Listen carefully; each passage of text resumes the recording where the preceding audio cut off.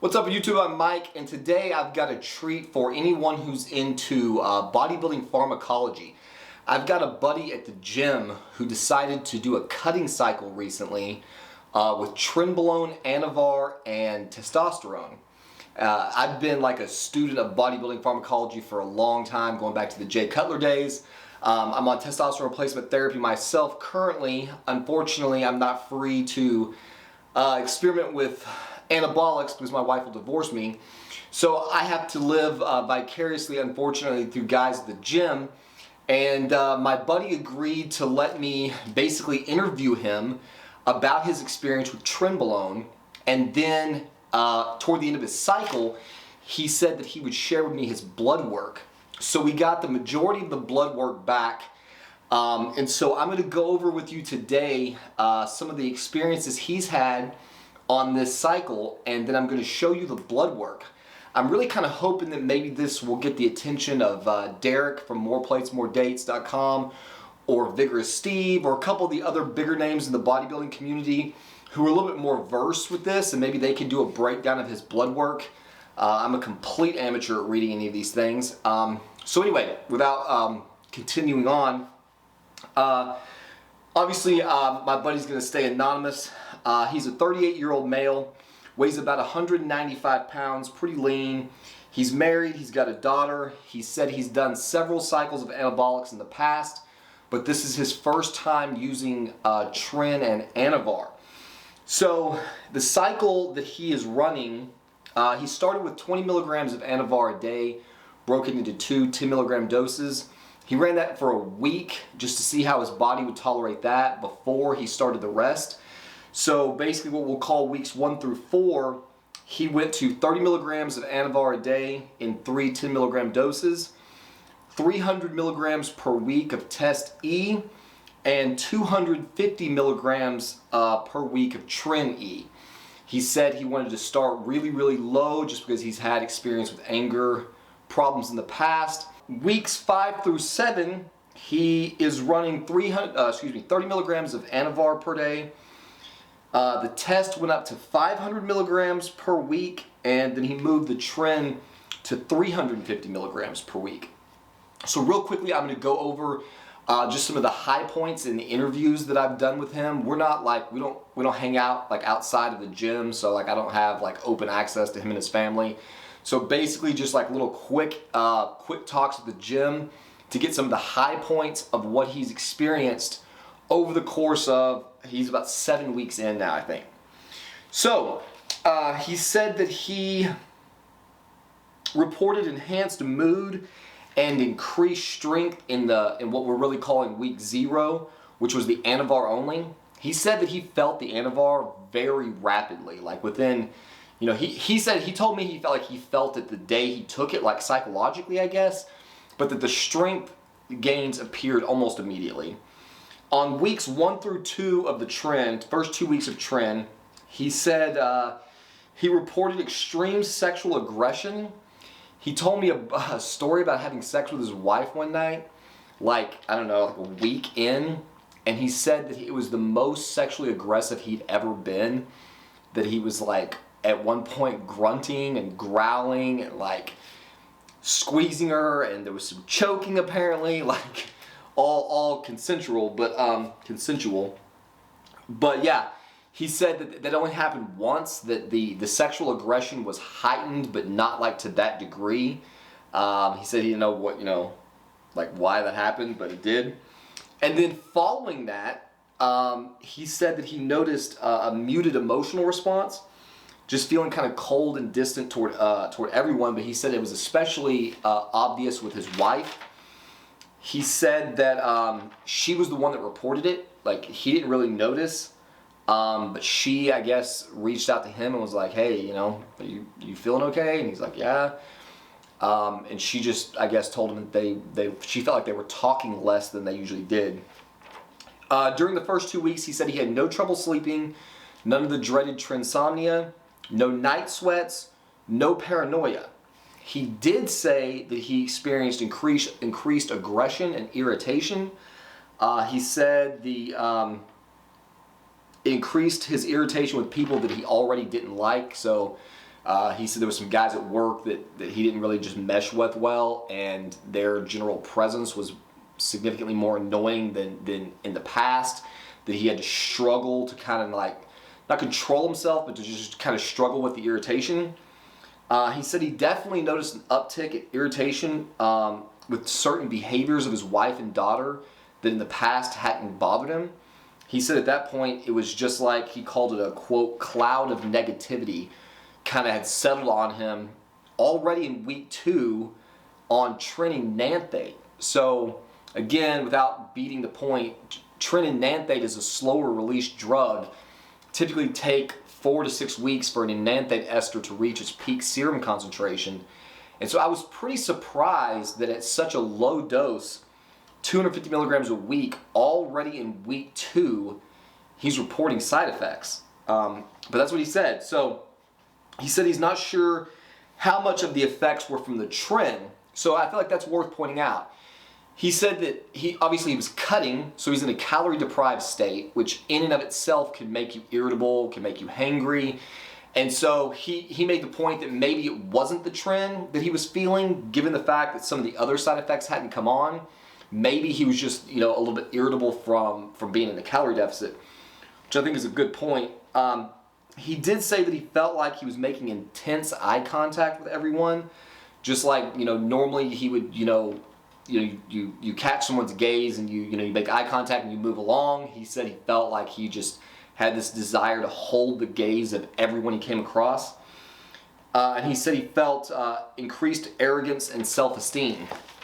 So from my personal experience being around him, again, we don't spend a lot of time together, so my experience was just from what I could see in the gym. The thing that I noticed the most was just his strength increasing, like substantially and rapidly. Now again, the Anavar, is going to do that, but I think anytime that you're having strength gains, you're going to the gym, you're setting PRs on almost every set. Obviously, that's gonna put you in an enhanced state. You're gonna feel good about yourself. So I think it's reasonable that you would have, that you'd be cocky or high on yourself, just from the performance aspect. So then he checked back in with me 4 weeks in, and at this point he said he was definitely noticing the effects. He said he basically hated everyone like he came into contact with, just everyone, like just an irritation with the presence of every single person, even people that he was friendly with, like just little things could trigger him. He said he was very irritated with his wife and daughter, and that was like the first thing that really started to give him pause, was just that, he noticed that, these two people that he loves dearly, and he's like, I couldn't stand to be around them. He said that he did end up getting into a fight with his wife, like not a physical confrontation. They were arguing about something, and he had a glass dish in his hand, and he said that he intended it. He was angry, he was going to throw it. And, he thought better of throwing it and kind of like tried to check himself, and it just fucking went out of his hand, smashed on the floor. He said glass particles went flying everywhere. They like landed on her. They were all over the house. And, so shut it down. It was an accident. It wasn't like he was throwing it at anybody, but he did say that he had intended to smash it against the wall. So, I don't know. He said it didn't escalate to anything worse than that. Like, I guess they just cleaned it up and moved on. He said that then later, I guess in the middle of week 4, he got into an argument with a Walmart employee. He and I both, I think one of the ways that we ended up actually first talking was that neither of us ever wear a mask in the gym. We're both like anti-maskers. I won't get into that. It's the way we are. I don't wear a mask anywhere I go typically. And so we got to talking about that. And so he went into Walmart one night. He wasn't wearing a mask. The guy at the front door started hassling him about it. He said he snapped on the dude. He was screaming and yelling. He was like right in his face, like going off on him.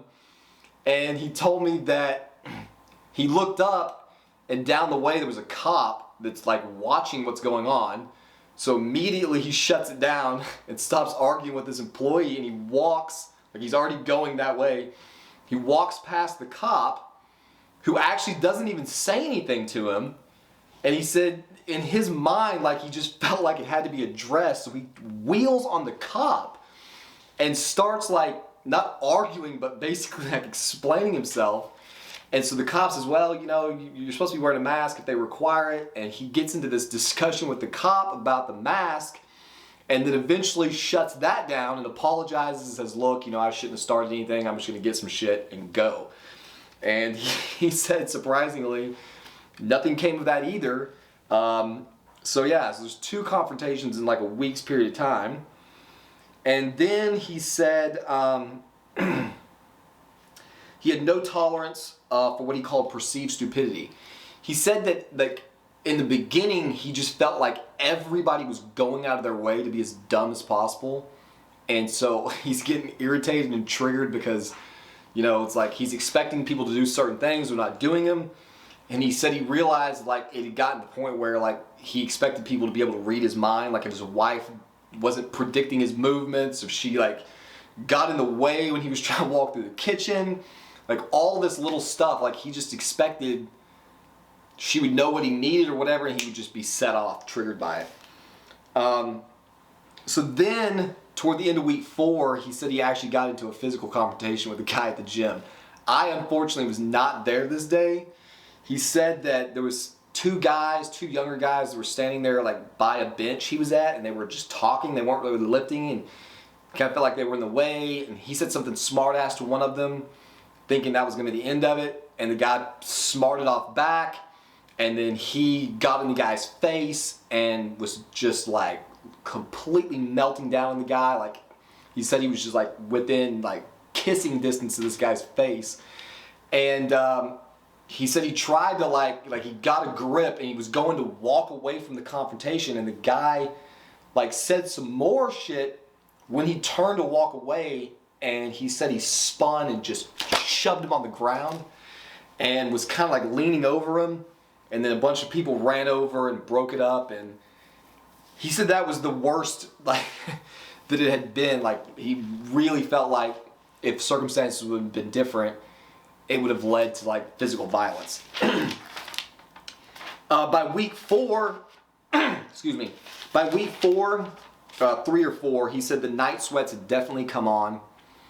He said that it started really light, like just like if you were hot in your bedroom and you got a little sweaty at night, but that it was kind of chronic, like he was waking up all night long just like feeling a little damp. And then he said that went on for a couple of days, and then it just kept getting worse. And he said that one night he woke up in what felt like a literal puddle. The bed was soaked in sweat.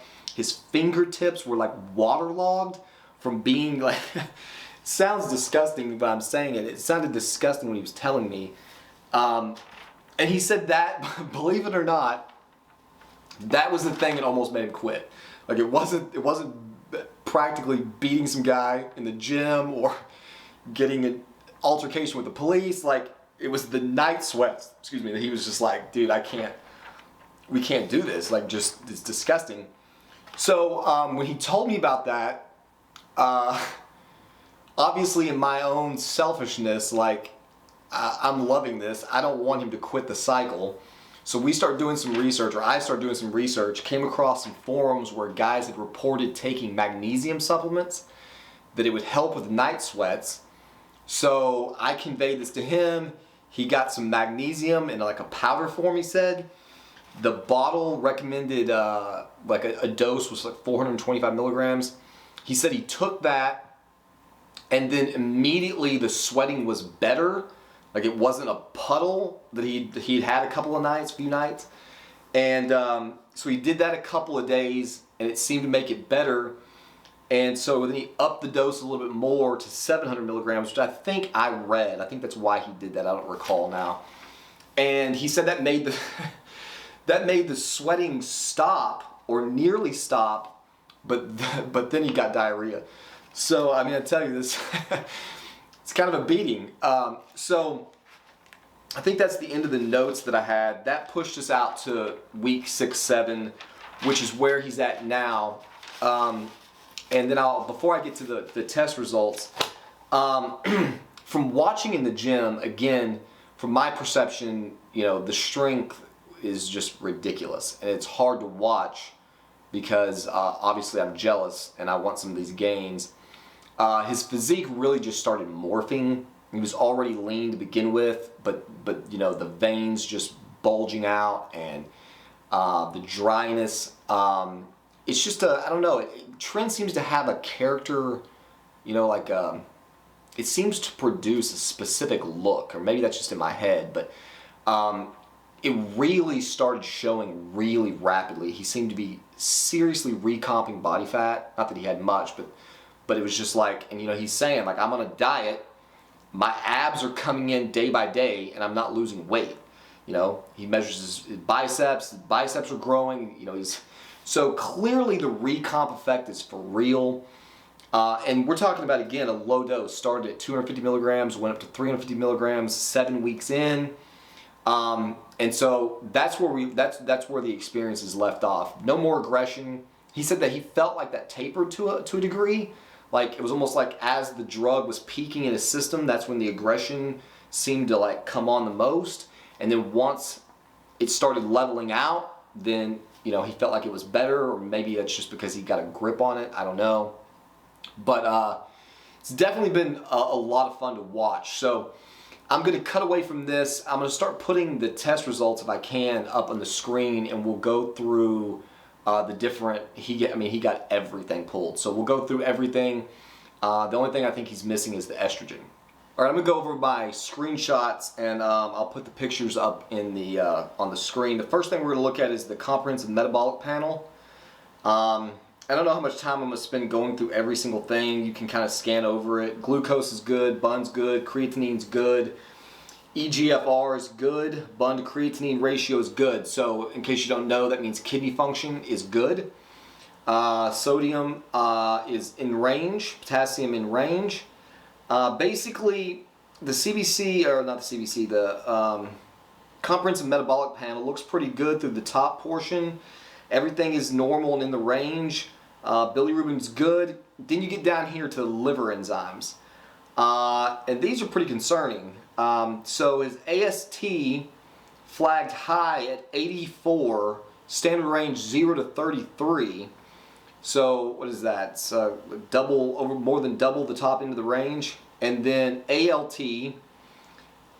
really high at 201 with a standard range of 10 to 50. So this is one of the reasons I would really like to get, hopefully, Derek from More Plates, More Dates, or Bigger Steve, or somebody in the community who's got more experience reading these numbers.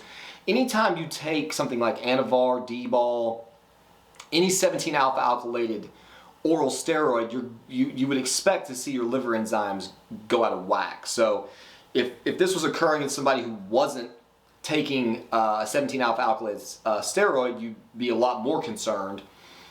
Being that the ALT is 4 times the top end of the range, I don't know, I'm kind of surprised by that. I would have thought that Anavar is supposed to be less liver toxic than some of the other drugs like D-bol.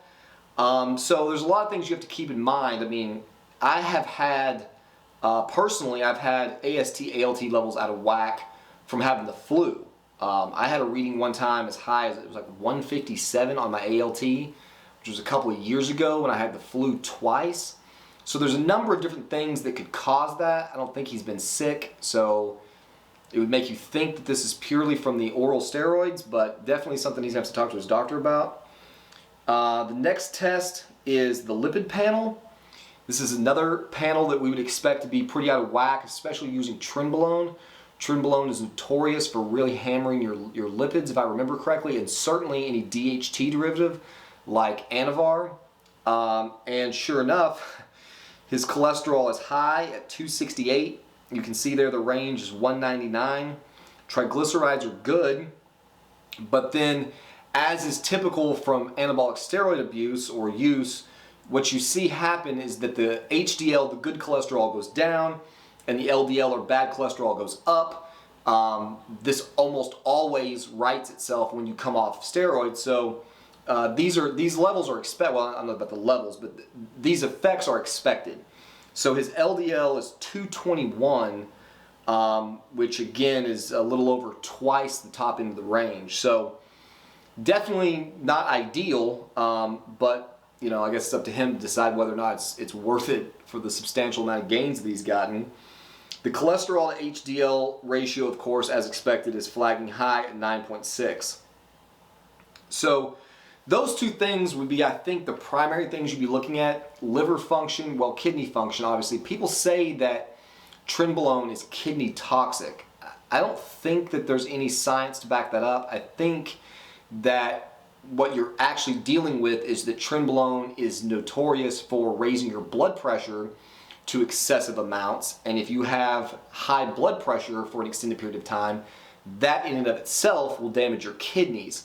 So I believe, and again, I'm not a doctor, but I believe that the kidney toxicity that is attributed to Trenbolone actually comes from elevated blood pressure. He says blood pressure was not elevated. He said it was like 130 or something. The doctor wasn't terribly worried about it. The next panel is the CBC.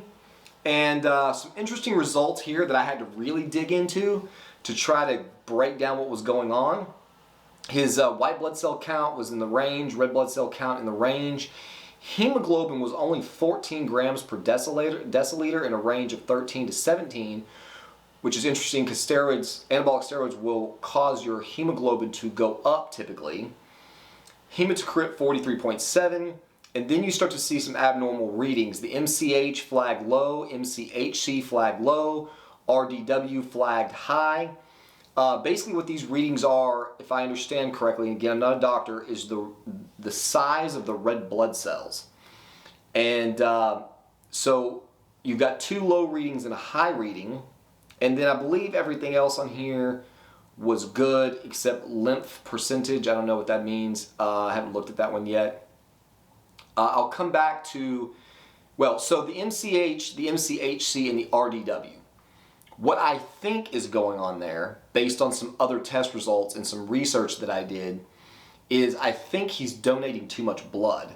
So when they put you on testosterone replacement therapy, or if you're taking anabolic steroids, because those compounds can raise your hematocrit, your hemoglobin, and makes your blood thick, you have to donate blood relatively regularly, or you can become polycythemic, which means your blood is too thick, which can lead to death if it got really out of control, but typically it leads to shortness of breath. It negatively affects your workouts. It can make you turn really red. There's just a number of reasons why you don't want your blood getting too thick, and so my doctor tells me to go and donate blood on a regular basis. So he said he'd been doing double red blood cell donations every 3 months. And based on all the research I've been doing, I think what's going on there is that he's donating too frequently, and that's what's causing these values to be out of line. Another test that he had done that seems to back that up is serum homocysteine, which also flagged high. 18 umoles, I don't know what that is, that flagged high. That's also a sign that you're donating too much red blood. So again, I mean, I can't diagnose anything here, but I think that's likely what's going on. His thyroid function was all good. His urinalysis, everything was good there, except there was one flag for hazy color. Which I researched and found that can be like infection, like bacteria, but it says that there was no infection found, so I don't know what's causing the hazy color. But everything else in his urinalysis was clear, was good. Here's another one, the PSA, prostate-specific antigen. Trenbolone is an incredibly androgenic steroid. Androgenic steroids tend to cause benign prostate hypertrophy, which is basically the swelling of the prostate gland. His was, I mean, pretty good, 50 nanograms per milliliter in a range up to 4.0. So again, you know, there's only 7 weeks on this cycle, so pretty reasonable. He had C-reactive protein pooled, which, if I remember correctly, looks for general inflammation in the body. It's typically if your C-reactive protein is high, I believe you could have internal bleeding, could be a sign of cancer. it's typically not good. It means you're beating your body up in some way, or you've got something internal going on. The C-reactive protein was less than 0.40, so perfectly within the range. What else do we have? Progesterone. So this is an interesting reading. He said that he was experiencing some gyno issues, nipple sensitivity, nipple swelling. Typically that's caused by estrogen. So if you're taking testosterone replacement therapy like I am, my doctor has me on a Arimidex to counteract my body converting the excess testosterone into estrogen. When you take Trenbolone, it's a 19-nor drug, which means it's a derivative, it's a 19-nor testosterone. Those drugs do not aromatize into estrogen, which is one of the things that makes them very dry compounds. But Nandrolone and its derivative, Trenbolone, I think it's a derivative, does have progestogenic effect. So the Trenbolone can bind to the progesterone receptor and activate it, and it appears that that's what he's got going on here, because his progesterone level flagged high at 1.29 in a range up to 1.22. So one of the things to look out for if you're a guy using Nandrolone or Trenbolone and your progesterone gets out of whack, this can actually cause men to lactate. And I have read a number of reports of men who were taking high doses of Nandrolone who began lactating from excess progesterone.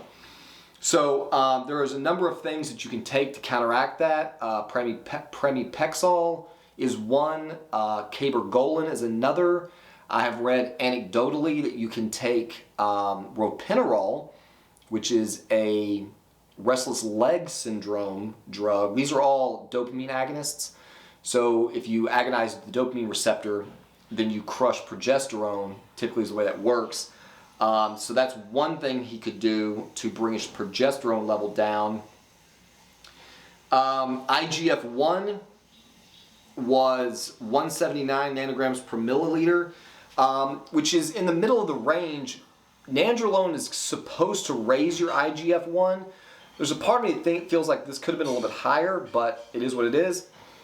Also, we have dihydroepiandrosterone, or DHEA. His level is 142 in a range of 89 to 427. Good there. Testosterone free total with SHBG. His testosterone level was high, as expected, 1,332 nanograms per deciliter in a range up to 813. I'm actually shocked by this number. My testosterone level is higher than that on 200 milligrams of testosterone, which comes in my testosterone replacement therapy, plus HCG. Now, he's not currently taking HCG because the FDA ruined it for all of us. So I don't know if that would lower, if he's totally shut down, 300 milligrams of test a week, 1,300 nanograms per deciliter, I don't know, seems on the low end.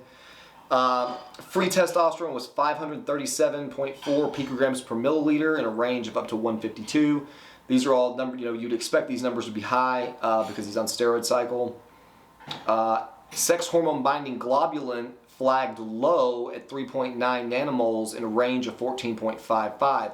So that's also to be expected when you're on exogenous testosterone replacement. That will drive down your SHBG level anyway.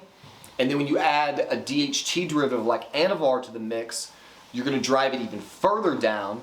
One of the interesting side effects of crushing your SHBG is it can lead to excessive sexual thoughts, excessive sexual interest. It can even lead to priapism, which is an erection that lasts too long. So one of the, as a side note, if you are trying to increase your sexual appetite, driving down your SHBG is a good way to do that. What else do we have here? FSH and LH panel, like I said, this guy pulled everything you could pull. He is completely shut down because he's on testosterone replacement. Well, because he's on Tren, for one. and not taking HCG. I'm not getting into that. That's a whole other video. But basically what this says is that his body's not producing any of its own testosterone or spermatozoa for that matter. Let's see, what else do we have? The next panel is cystatin C. He pulled this, actually I recommended that he pull this panel. So one of the things that can happen when you're using steroids is that your creatinine level can be high, which will cause your doctor to think your kidney function is not good. So if your EGFR, your estimated glomerular filtration rate, is calculated on creatinine clearance, the test can come back looking like you have kidney failure, when in fact it's just not a good test for bodybuilders for a number of reasons that I'm not getting into here. Derek at More Plates, More Dates did a great video on this. You should look it up. So he had his EGFR calculated based on cystatin C, which was in the range, barely. So that's good to see. Again, another sign that his kidney function is working perfectly normally. And then that's it. There was an ECG lead to his echocardiogram, but I wasn't able to read any of there was no results on it. His doctor apparently didn't tell him there was anything wrong with his heart. So there you have it. Really basically what we'd expect to see: elevated liver enzymes, elevated cholesterol levels with HDL being low and LDL being high. Luckily for him, his kidneys are functioning normally. SHBG's in the toilet. Testosterone level was a little low in my opinion, but what do I know? And we didn't get the E2. I was really hoping to see the E2. I don't know if that test just hasn't come back yet or if they didn't pull it. He said that he was eating Arimidex like Skittles, trying to combat the gyno issue. Again, that may be pointless because it's likely due to the progesterone. So, like I said, I was really excited to get this data. It's a topic that's talked about quite a bit online in the bodybuilding community and circles, and I'm really hoping that, again, like I've said a couple of times, that one of the bigger names in the industry will get a hold of this video and will give us their breakdown on what they think these levels mean, and whether or not it's acceptable for someone doing this kind of cycle. So I hope you all enjoyed this. I've got some more videos like this coming up, and we'll see you next time.